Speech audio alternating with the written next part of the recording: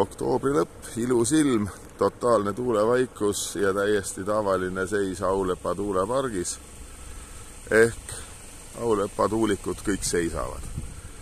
Kuigi mingisugune õhuliikumine siin isegi tee peal on tunda, siis tegelikult see tuulejõud seal üleval 100 meetri peal, seda ei ole. Siin korra nad nägid, et ühte nad püüdsid elektriga käivitada, tegi mingi 2 ringi ja kogu ooper.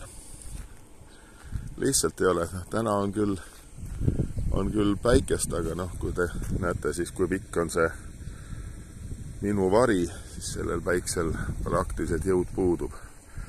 Midagi ta teeb, aga on siis roheenergia, tulevik, täna, kus tegelikult juba elektrit on vaja, kütma peab, tegema peab, siit ei tule mitte midagi. Ja see Aulepa park seisab ikka päris tihti siit kogu aeg mööda sõites, et siis ei ole see asi jätkusuutlik. See oli nüüd koht, kuhu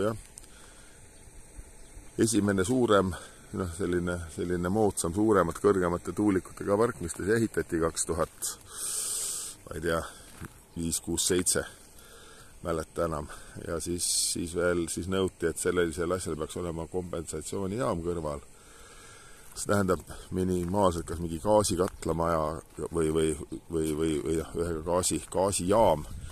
Et siis, kui selline seis on, et ta suudaks vähemalt mingisugustki elektrit toota, aga praegusel hetkel loomulikult seda ei ole. Nüüd räägitakse, et on vajalik juhitav energia, aga kus sa seda juhitavat energiat võtad, kui Auvered ja asjad ei tööta. Aulepa ja Auvere väga sarnased nimed ka, aga see siis siin loode Eestis, Dirhami lähistel ja Noarootsi osavallas, et seal nüüd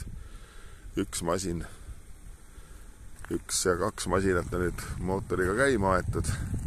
Nüüd hakkab mingisugune tuul tulema, kui siit nüüd vaadata seal puude taga, seal on nüüd 2 ventikat hakkavad vaikselt ringi käima. Võib-olla siis millalgi hakkab see jälle siin toimima. Aga nii ebaühtne ta ongi, et sa tuled, 2 tükki seisavad, nüüd 2 tükki käivad. Päris huvitav oleks näha, kuidas nad siin käima aetakse, aga ma ei viitsi nii kaua passida.